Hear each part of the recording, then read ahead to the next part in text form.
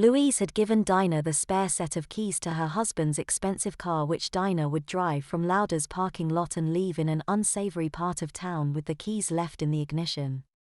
Louise would follow her and pick her up to drive her home afterwards. Dinah had agreed to help Louise with the tacit understanding that Louise would sign a 4-year contract to enroll her baby in Dinah's daycare.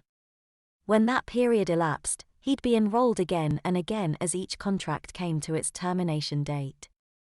The car would be stolen within hours and vanish to some unknown chop shop, where its pieces would be used to repair other cars. Louise had instructed Dinah to dress up as if she was going out to dinner to give her an excuse to wear gloves.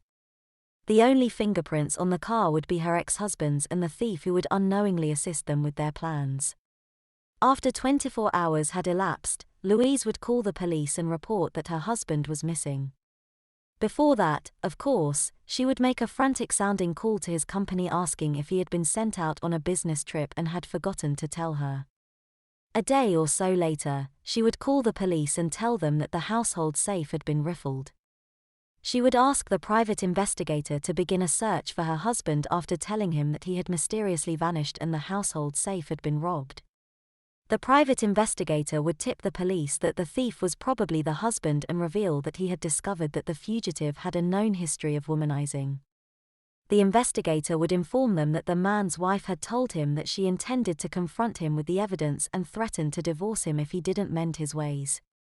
The police would shake their collective heads at the unfaithfulness of some men and mark the case of the missing husband and the burgled house safe closed. Since he was the owner of the missing goods, no crime had been committed. If the auto thief was inadvertently caught or the chop shop was raided, the police would think that either the car was deliberately abandoned by her husband as he fled with a probable female companion or that he and the cash had met a just end in the bad area of the city. Either way, they wouldn't waste their time looking for the poor woman's husband. They had more pressing crimes to solve rather than looking for a wayward husband. Her husband would disappear without a trace and no one would waste their time looking for him. If what I'm doing is criminal, then I've just pulled off the perfect crime, Louise reflected. No one will ever find out that my adopted baby Roll is actually my husband Roland. If they ask about the similarity in names, I'll say that I named him after my husband. No one will think twice about that. It's natural for a woman to hope that the man who abandoned her come home after his midlife fling at freedom. After a few weeks, Louise would tell the private investigator to abandon his search for her husband and pay the investigator's bill. Dinah had given Louise the name of the person who worked in the clerical section of a hospital in Texas who had provided a falsified birth certificate and private adoption records for $3,000 to the woman whose baby had been enrolled in her daycare. $2,000 more had induced the counterfeiter to produce medical records that indicated that the infant suffered from a rare disease which would keep the baby from maturing like a normal infant.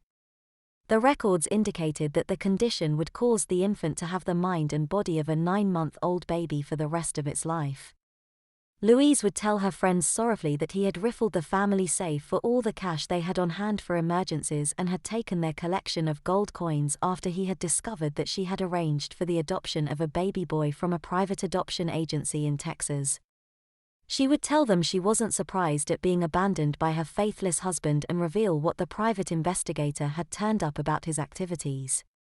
She would hold her baby tightly to her bosom as she would reveal that she had been struck by tragedy with her baby as well. Her little baby suffered from an untreatable condition that would make him an infant forever.